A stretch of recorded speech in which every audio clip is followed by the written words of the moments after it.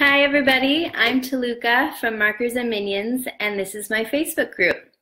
Welcome.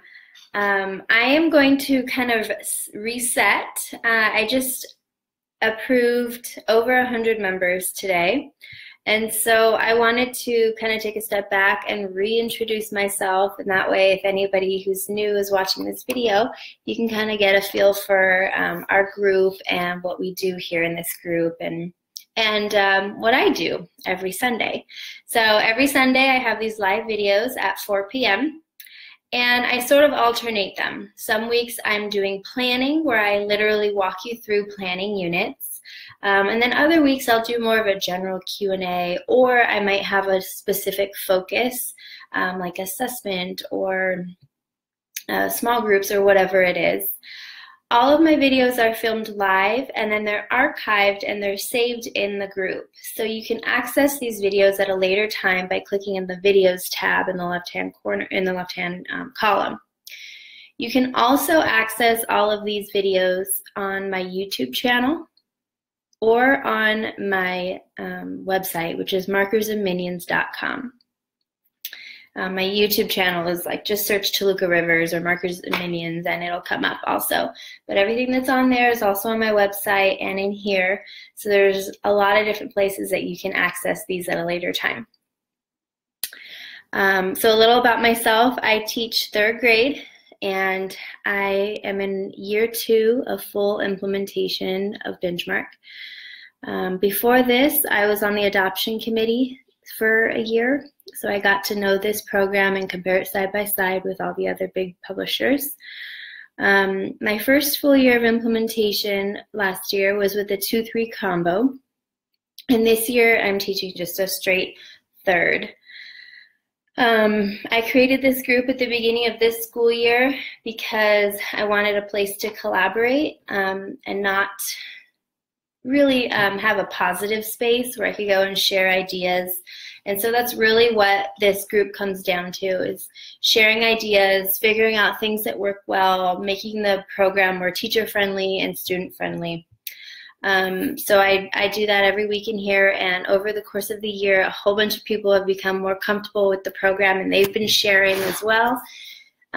So be sure to search anything if you have any kind of question or you know, if you're struggling with anything, search it in the search this group key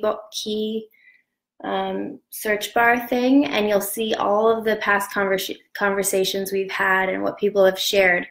You can also find some really great photos broken down by unit in the photo section. Broken down by unit. So if you click on photos and then click on albums, you'll see unit 1 all the way up to unit 8.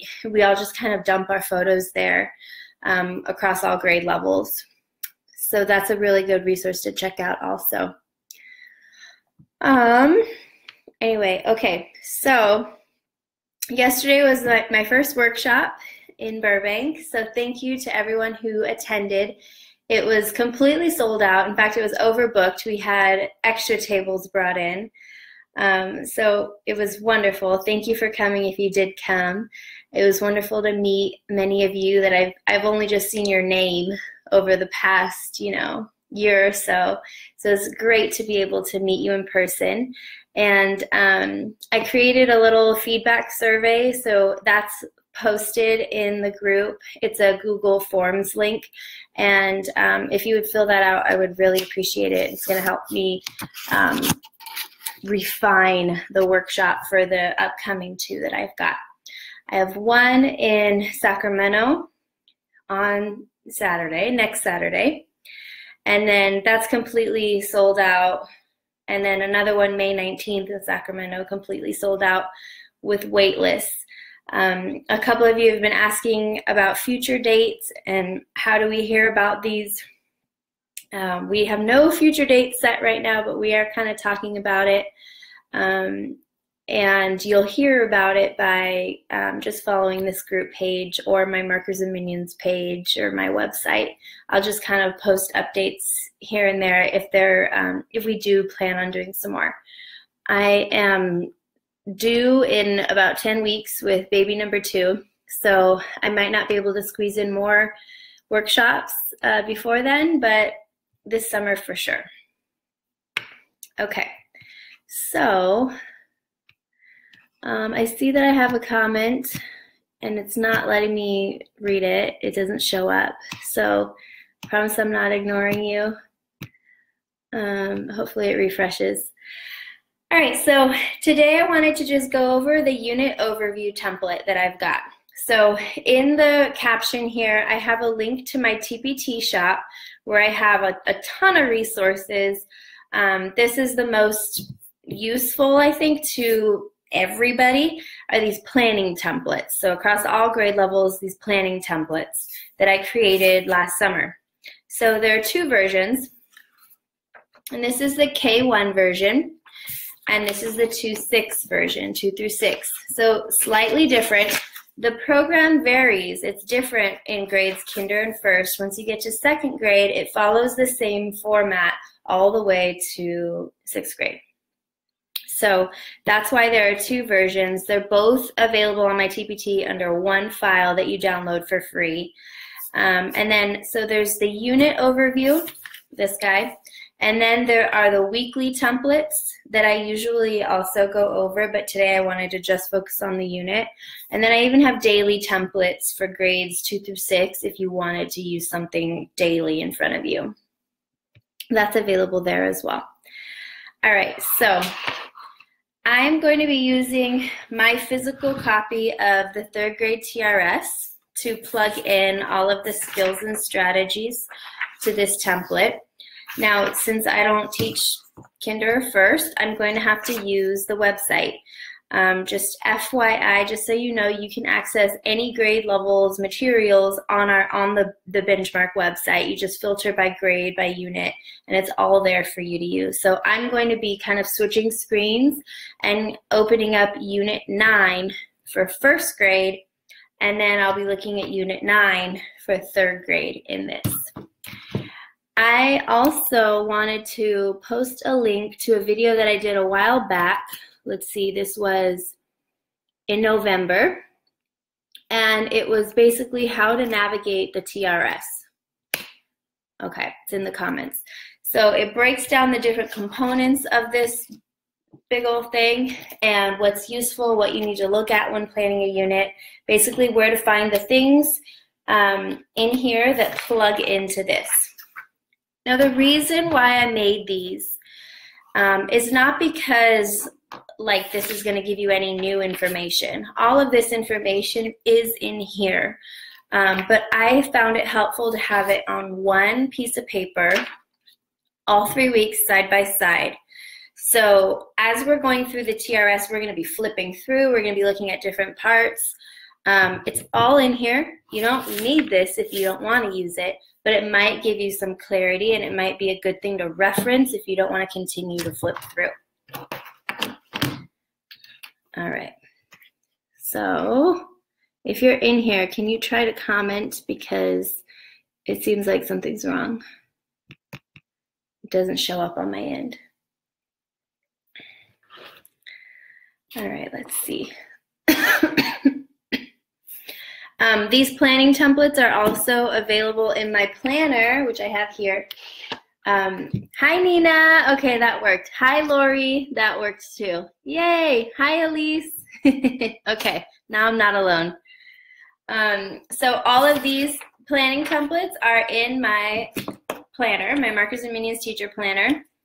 So what it looks like, it's that heavy-duty mylar cover. It's got a nice coil so you can fold it on itself, which my current planner right now, I can't fold it on itself. It drives me nuts. The calendar pages, and I'll do a walkthrough in another video, but I just wanted to show you all the templates here. It's the 2 through 6 version. It's too expensive to get the K-1 version printed in a separate planner at the moment, so maybe in the future we'll see. It's got it for every single unit, every week. It breaks it down. It's all in one place, all the way to Unit 10. There you go. So next year when we're doing our Plan With Me videos, I'm going to actually plan in this. So this is available on my Markers and Minions website, markersandminions.com. Click on Planner, and there you have it. Okay, let's see. Elise, I just got your text. Let's see. Hi, Jennifer. Here we go. Now they're rolling in. Okay. So open up your TRS. I'm opening up first grade, sorry. And now if you're navigating online, you're going to want to first click on Benchmark Advanced, then click on your grade level in your unit, and then under Whole Group Teacher Resources, open your TRS. Once that's open, you're going to want to flip to, the first tab is the unit opener. And so that has what your, basically your theme is, your topic for the whole unit. And so I'm looking at first grade right now, and it says, we use goods and services. Your essential question for third grade is going to be, why do people trade with each other? Why do people trade with each other? It's a good idea to start with your essential question because this is what's going to be your little piece of clarity once you start getting into the all the different weeks and the skills and the lessons and all that. If you're ever feeling overwhelmed and confused and like, oh my God, this is so much to teach, just go back to that and remember, this is my focus. Everything ties into this, and it feels very grounding. So I put that at the very top. Now switching over to my third grade, Unit 9, essential question. It's the first part, the first tab. So spending time and money. And the themes are consistent across all grade levels. So it just builds on, the content builds on each other with every grade level. So for Unit 9 across K through 6, it's going to be something that's based on economy and money and goods, basically, goods and services. So spending time and money, and then it's what do our economic choices tell us about ourselves? It's a different color.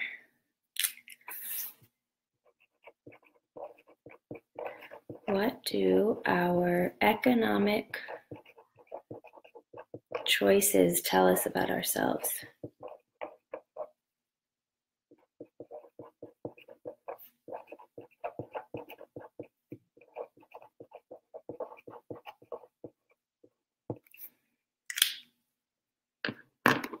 Okay, so here we are. Now it's time to dive into each week. If you're looking at the TRS online, under the Unit Opener tab is a tab called Skills and Strategies. You're going to want to click on that, and then it breaks it down by week for you. In the TRS, it looks like this. It's the next page. Skills and Strategies. Week 1, Week 2, Week 3. These are going to be all of your close reading skills or your comprehension lessons. These are going to be your RL and your RI standards that you're hitting.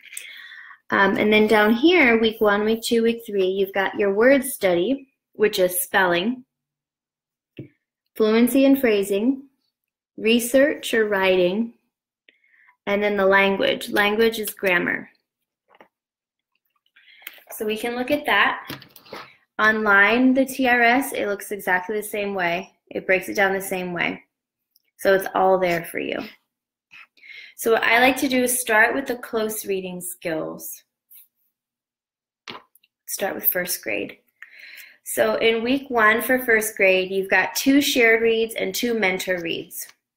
So the shared reads are for phonics, fluency. Mentor reads can be used for the close reading comprehension. You guys have a lot of text down in K-1. You have more than us.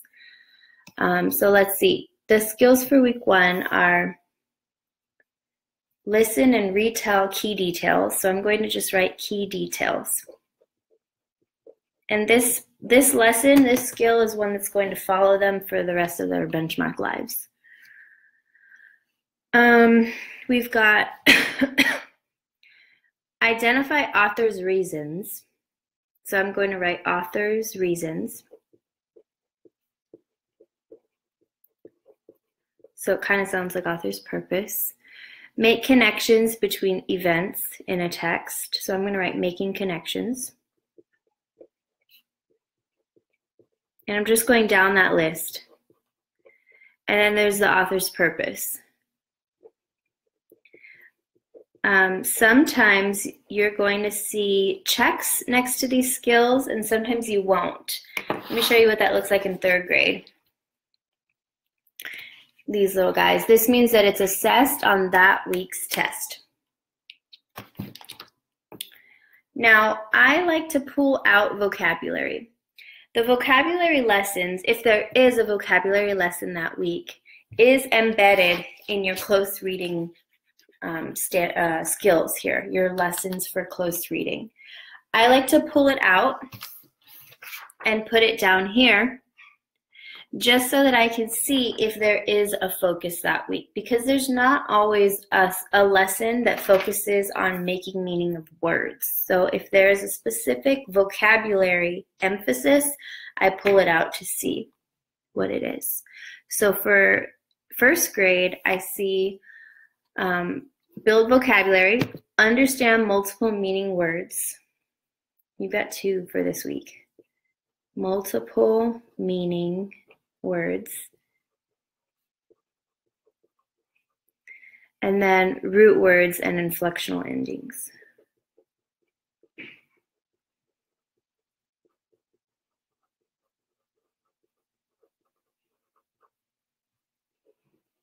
So now that we've got the close reading skills mapped out for week 1, I'm going to go this way to week 2. I'm not going to worry about spelling or anything else for right now, or writing or any of that. I'm going to go this way so that I can start to see trends. The reason why I want to see trends in all of this is to basically make those types of decisions to where I can see what's being spiraled a million times. I'm teaching this every single week forever, or maybe something that's not going to be revisited again in the other weeks. So I look at things like that, and then that helps me prioritize. I might cut out some lessons.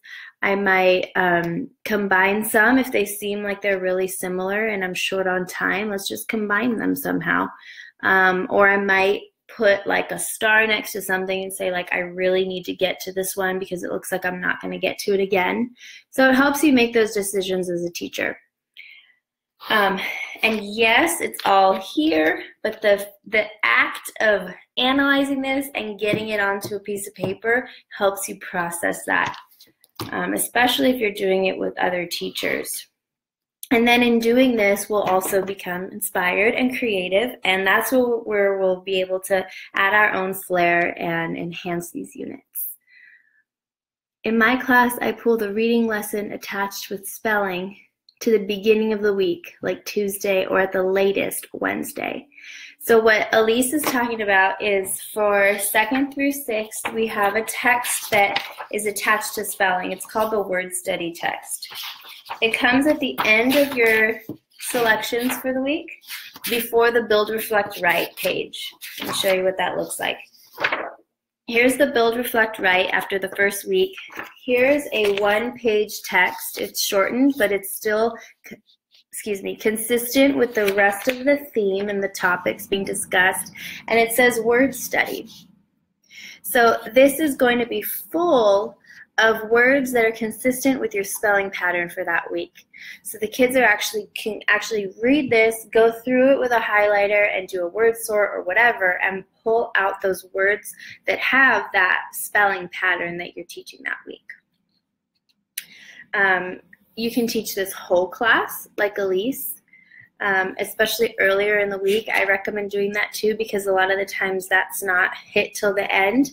Or you can push this into a center and have the kids work on this in like a word work center and highlight the words, make a list of them, make a word, draw a columned word sort, print out the one that Benchmark gives you. They give you those word sorts.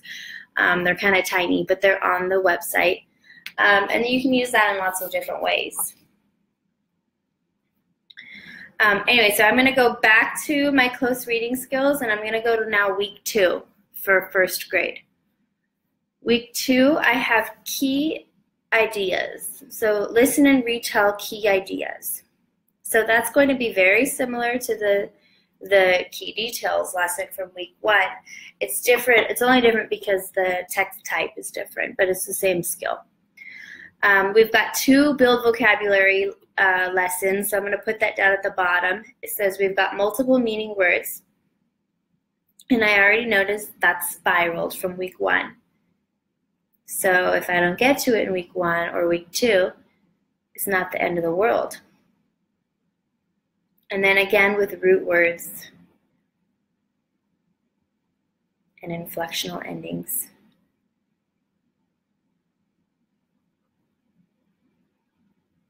And I'm going to put a little symbol next to these. I used to have a key on these templates with little symbols that we could use to indicate if a skill was spiraling or if we needed to star it or whatever, but I took those out to make more space. But these are kind of helpful. It just shows that it's being repeated again. We've got author's reasons. Again. Make connections. Now, week 1 was make connections with events. Week 2 is make connections between information. Also, we have connections between individuals. So I'm going to write that down to be a little more specific. Between individuals.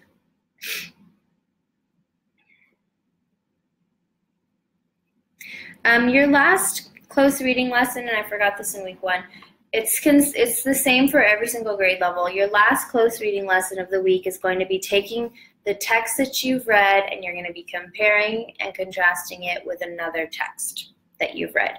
So for grades 2 through 6, it's that lesson 14.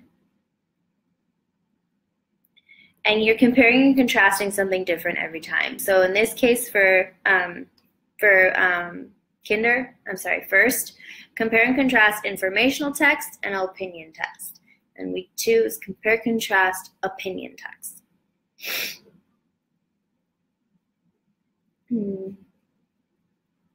I'm just going to write compare and contrast. All right.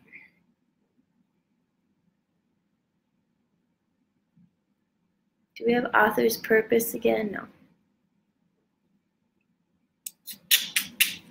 Now week 3, we've got key events. Use illustrations to describe characters. So that's that standard about using graphic features or for nonfiction or illustrations for fiction to get more information. Describe characters is the next one.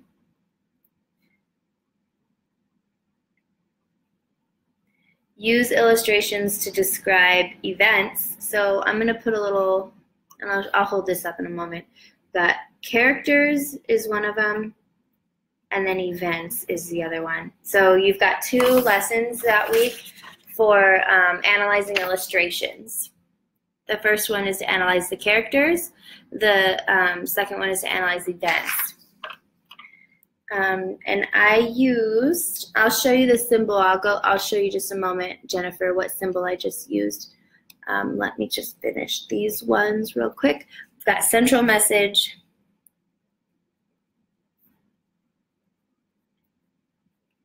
And then compare and contrast an opinion text and a story.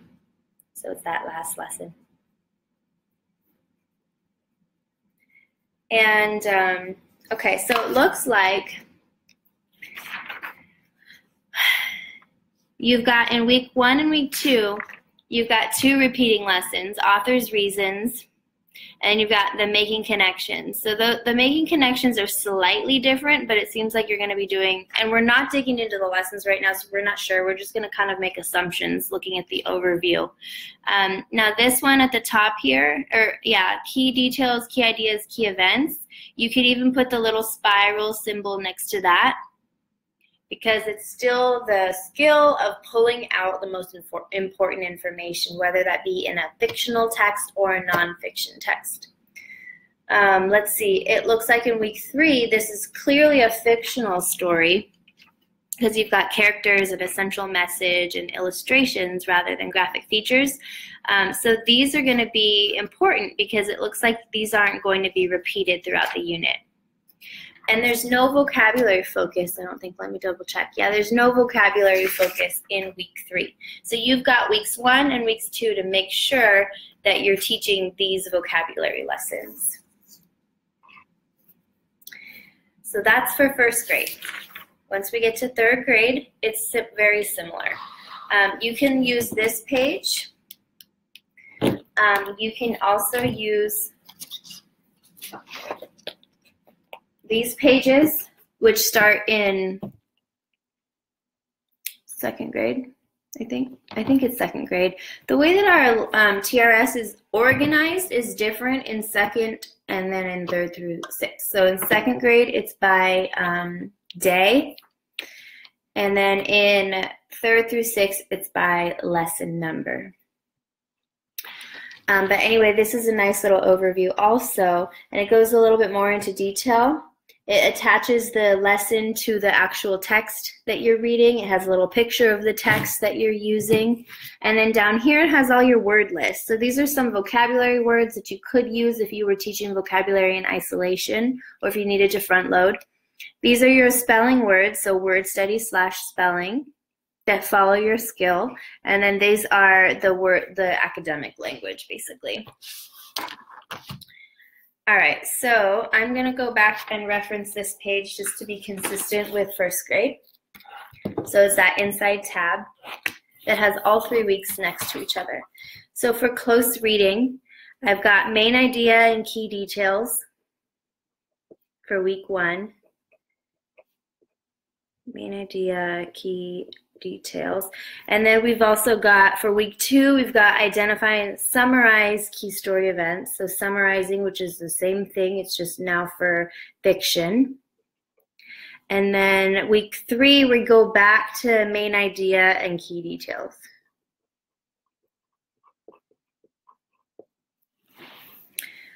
It looks like we've got, for our second week 1 skill, distinguish literal from non-literal language. So in unit 8, we did this not a lot, but we did this a little bit with that first story, Fair Weather Clouds, where they had to find the non-literal language, specifically the metaphors. So now in week 1 of unit 9, they're doing that again, and this time it's proverbs. So they're finding proverbs in a text. So that would be really cute to have the kids like write their own proverbs afterwards. That'd be cute. Non-literal language.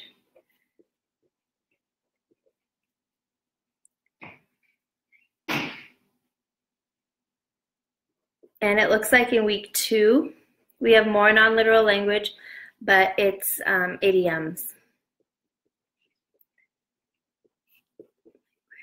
which I actually taught idioms last week because we had some extra time because of testing. It threw us all off. So I wanted to do some extra art.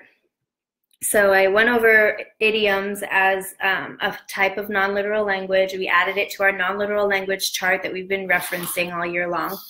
And we came up with all the different weather-related idioms that we could think of, since we're in Unit 8 still.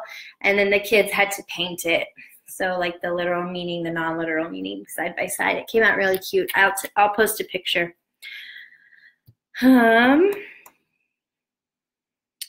There's no non-literal language for week 3. Now going back to our next skill, we've got text connections, steps, and a procedure. Okay.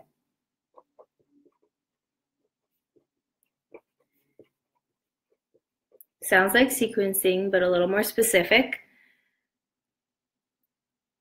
Then we've got context clues to define domain-specific vocabulary. So that's a vocabulary lesson, so I'm going to pull that out, put it at the bottom. Context clues. And then we've got the compare contrast. So here's what my template looks like so far.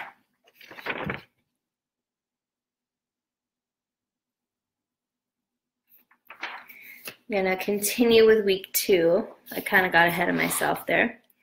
We have another non-literal language for distinguish literal from non-literal language to analyze story events. Seems like something I can combine with the other one. So I'm just going to write more non-literal language.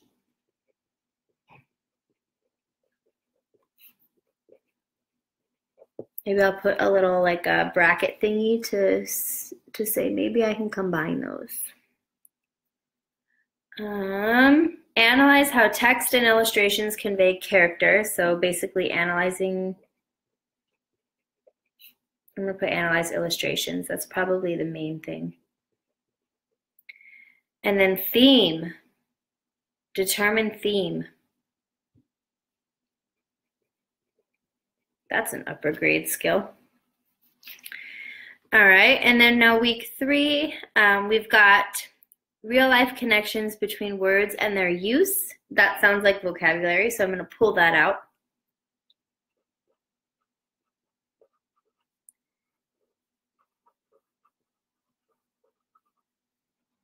Words and their use.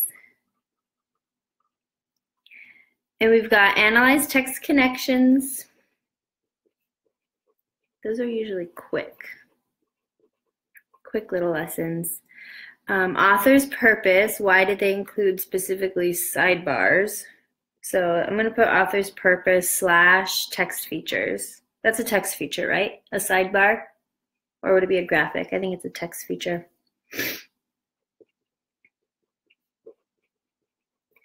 And identify and analyze the author's point of view. Again, we've done that a lot this year. Okay.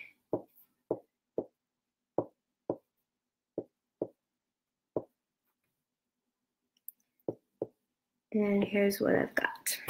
So it looks like week 2, there's no explicit vocabulary focus. And there's only non-literal language in weeks 1 and weeks 2. Text features. So those are my close reading skills. These are going to obviously be spiraling, even though they're slightly different.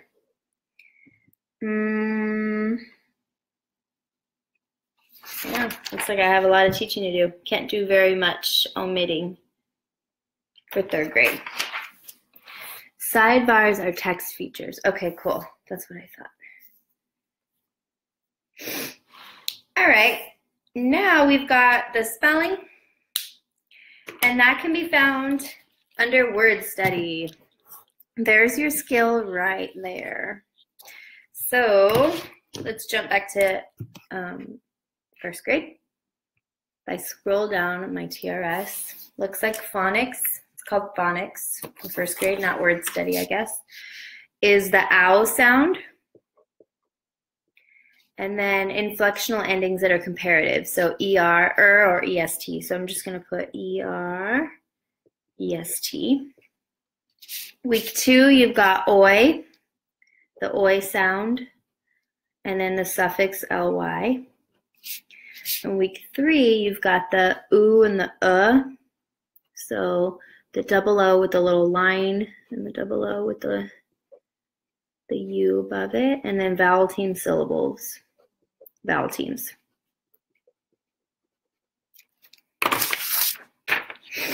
And there you go. Those are your spelling skills. Now on the 3rd grade, or the 2 through 6 template, I have more here. I've got spelling, and then I've got grammar, and then the writing type. It's because each, we've got the spelling like you've got grammar also. If you continue to scroll down, it's called language. But I put writing for every week on the 2 through 6 because we have a different writing focus that changes weekly. Whereas in K-1, the kids are writing short, a little response to text every single day. So the purpose of writing in K-1, the writing lessons in your TRS, not the ones that are in your process writing handbook, but the ones that are included in here, it's meant to teach the kids how to take the text that they read that day and turn it into some type of writing or response to writing using the source. That skill, being able to take a source and responding to it and writing about it, is carried out and heavily emphasized once they get to upper elementary. With, they have to cite text evidence and they need to create lengthier pieces of writing that respond to specific prompts using specific sources. So anyway, since the writing changes every day, they're practicing a little bit every day, I did not include that on this unit overview.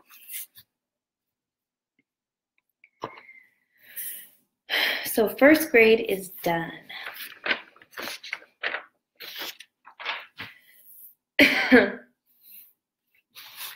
For third, we've got some suffixes in week 1. Able, full, and less. We've got prefixes in week 2.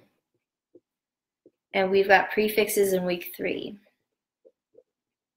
The prefixes in week 2 are dis and un. And then week 3 is pre and re.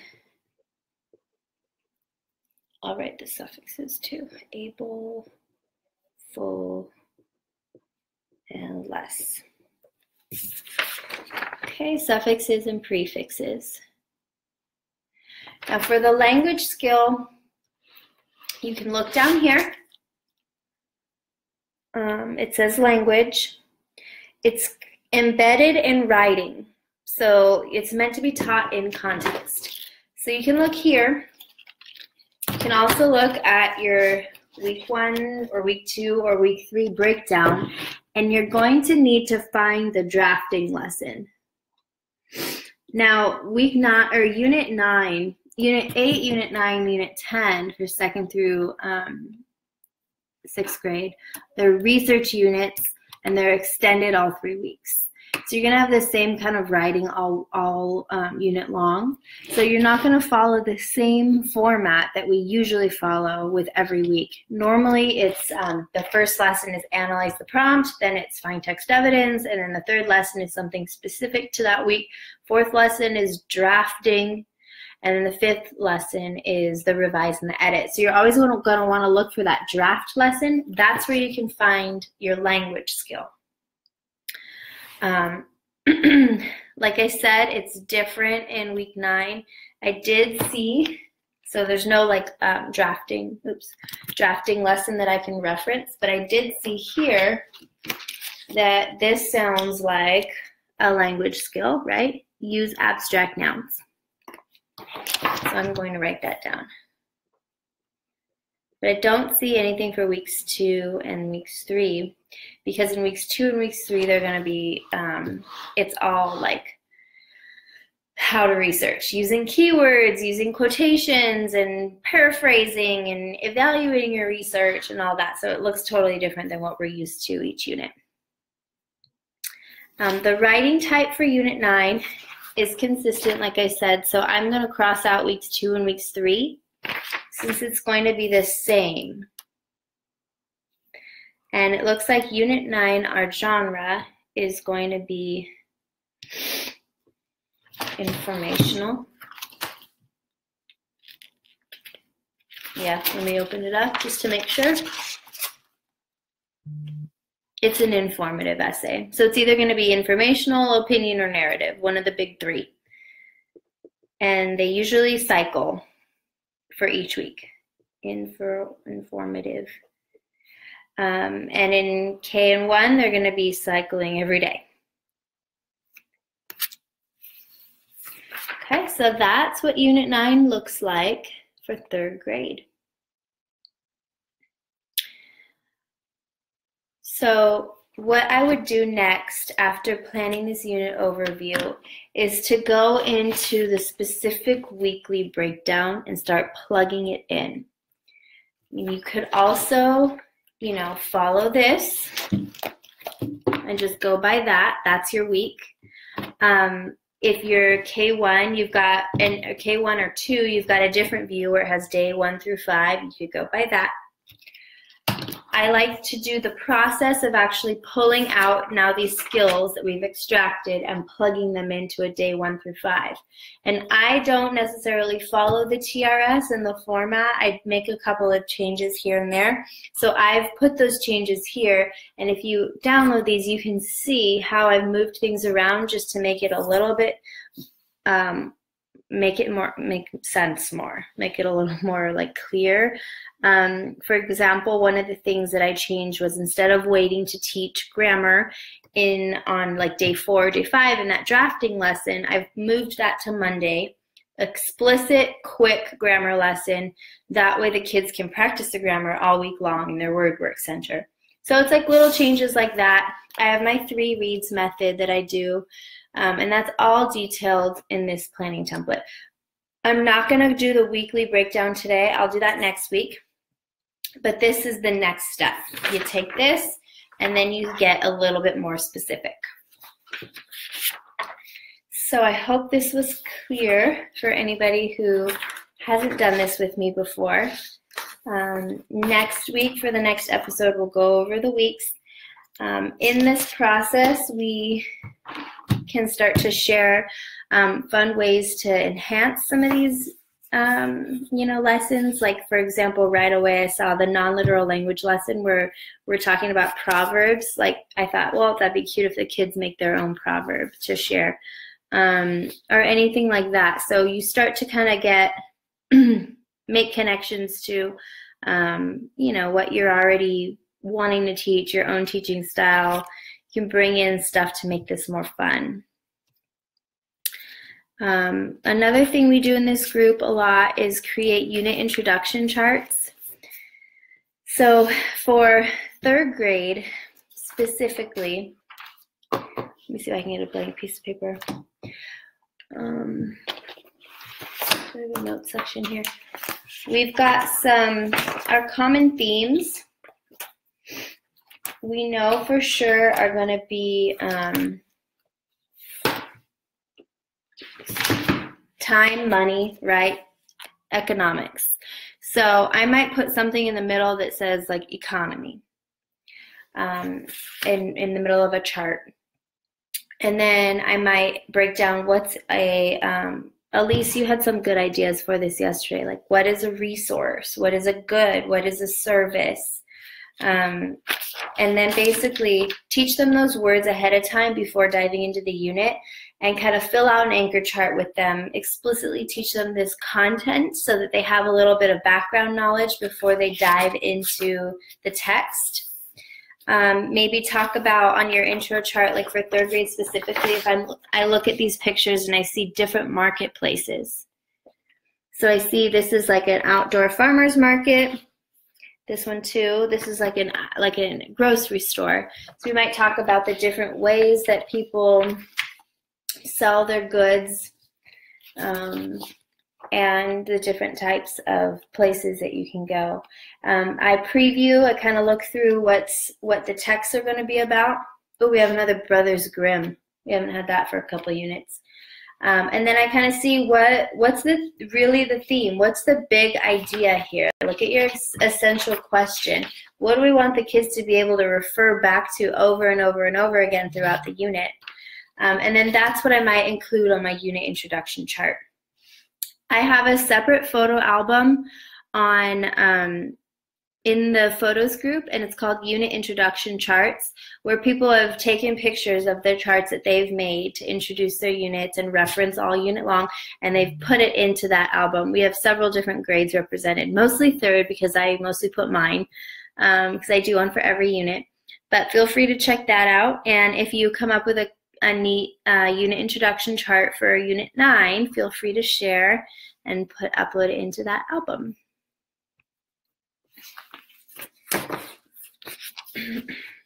All right, so I will hang on for a couple more minutes, answer any questions you might have, and then other than that, I'm done.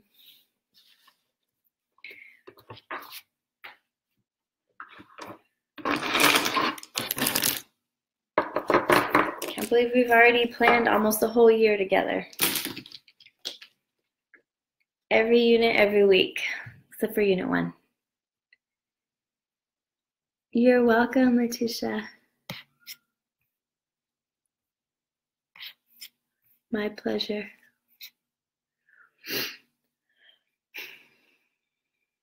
In my new planner, speaking of these unit introduction charts, I have a calendar tab, and it breaks it down by month. So you have your monthly spread, but then I have the next page, the next spread, where it has Toluca's tip. So it's a little tip for implementation at that point in the year. It's kind of specific to that month. And then a focus. So I want to start next year with having a focus for each month. Any ideas that you find here in the group, put it here, what's inspiring you. A lot of the times people will write following. So anything that you want to keep track of, anything you want to try that month, you can put it here. Now this part, I made it kind of like a grid so that you can map out your unit introduction charts, because clearly, as you can see, I'm always looking for paper to draw these charts when we're planning. So it can actually go right here.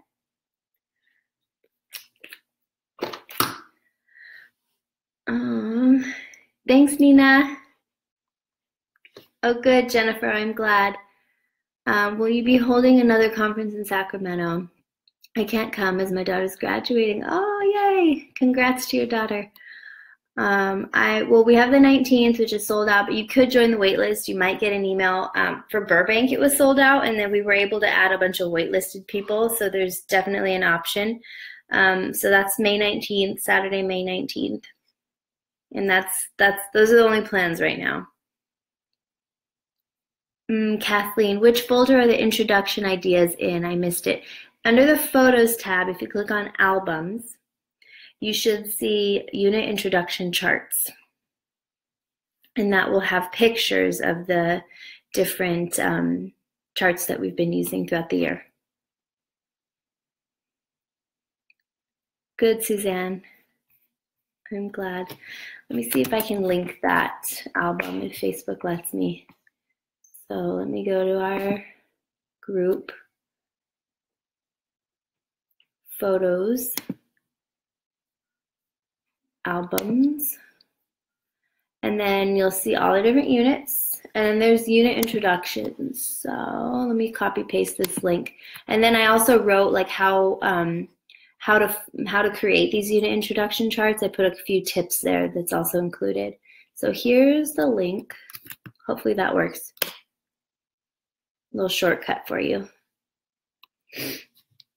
And we've got to Unit 8. I put my Unit 8 chart there for tsunami, for weather. So they're pretty specific to grade level, but you could definitely see that there's common themes.